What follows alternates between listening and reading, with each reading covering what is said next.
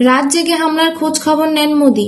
ভারতের প্রধানমন্ত্রী নরেন্দ্র মোদি কাশ্মীরে পর্যটকদের উপর হামলার জেরে পাকিস্তানে বেশ কয়েক জায়গায় ক্ষেপণাস্ত্র হামলা চালিয়েছে ভারত। এতে 2 শিশু সহ অন্তত 8 জন নিহত ও 35 জন আহত হয়েছেন। এমন পরিস্থিতিতে রাত জেগে সার্বক্ষণিক হামলার খোঁজ খবর নেন দেশটির প্রধানমন্ত্রী নরেন্দ্র মোদি। মঙ্গলবার 6 মে গভীর রাতে ভারতের চালানো এই হামলার পরিস্থিতির আপডেট ধারাবাহিকভাবে তাকে দিয়ে যান দেশটির জাতীয় নিরাপত্তা উপদেষ্টা অজিত দোভাল। আনন্দবাজারের এক প্রতিবেদনে বলা হয়, ভোর পর্যন্ত ভারতের সেনাবাহিনী, নৌবাহিনী ও বিমান বাহিনীর শীর্ষ কর্মকর্তাদের সঙ্গে বেশ কয়েক দফায় কথোপকথন হয়েছে নরেন্দ্র মোদীর। এদিকে ভারতের হামলার পরেই পাল্টা হুঁশিয়ারি দিয়েছেন পাকিস্তানের প্রধানমন্ত্রী শেহবাজ শরীফ। তিনি জানিয়েছেন, ভারতের এই হামলার পর চুপ থাকবে না পাকিস্তান, এর উপযুক্ত জবাব দেওয়া হবে। অন্যদিকে ডনির এক প্রতিবেদনে বলা হয়েছে, ভারতের চালানো হামলার প্রতিশোধ হিসেবে দেশটির 5টি যুদ্ধবিমান ভূপাতিত করেছে পাকিস্তানের সেনাবাহিনী,